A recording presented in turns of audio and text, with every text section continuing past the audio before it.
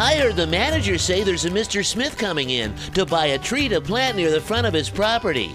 Right next to the road? Ooh, that's prime real estate to be seen by passersby for years. Every tree's dream. Yep, as soon as he lays eyes on me, I'll be out of here lickety-split. How can he not pick me? Well, you are a little shady. If I may interrupt, I think I can settle this friendly argument. I'm a bit of an expert on this subject, and the two of you for that matter. Hi, I'm Jeff, NES's resident arborist. I'm here to share some important information about choosing the right trees and shrubs to plant this spring, including tips for planting your NES equipment such as power lines and transformers. Be sure to call 811 before every digging job, big or small. Digging without calling 811 can disrupt service to an entire neighborhood, harm you and those around you, and potentially result in fines and repair costs. If it's over $3, we're out of luck. Money doesn't grow on trees, you know. Real funny, guys. Also, be sure to contact NES directly before planting under power lines that are inaccessible from a road or driveway. Now, to settle your friendly debate, picking the right tree is actually a little more complicated than making a decision based on looks alone. That reminds me of the old adage, never judge a tree by its bark. And don't bark up the wrong tree.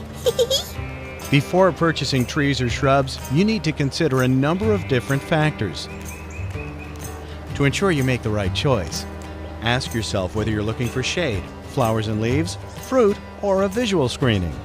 Determine the tree's mature size, including the height, spread, growth rate, and longevity.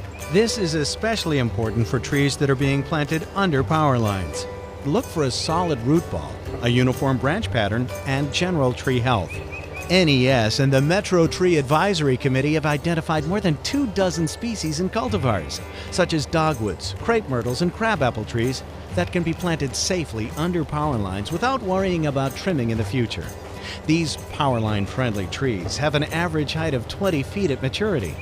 Trees on this list are also suitable for planting at the front and side of your house. Visit nespowered.com to view the full list. Proper planting can eliminate the need for tree trimming. All trees and shrubs should be planted so that they'll not grow within a 10-foot radius of NES equipment. Remember to consider the tree's height and spread at maturity. Visit nespowered.com for a list of the minimum planting allowances from NES poles and structures. To ensure that your trees and shrubs live a long, healthy life, follow these steps when planting. Cut and remove all strings and remove burlap from the bottom half of the root ball. Backfill with soil removed from the hole and compact it firmly with your feet.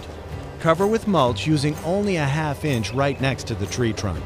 Water the tree thoroughly to remove air spaces and settle the soil, and visit nespowered.com to view the full list. So, are you going to help me settle this debate? I'll be leaving as soon as the first customer sees me, right? Sorry, guys. You're both too tall for power lines, the root systems are too big for concrete areas and foundations, and most importantly, you talk too much and your jokes aren't funny. I told you to keep your mouth shut. $3. Where did that come from? Your brain is a twig. It is not. Keep your branches to yourself. Visit nespower.com for all the information you need when deciding which trees and shrubs to plant. Yeah, and I bet you dye your roots.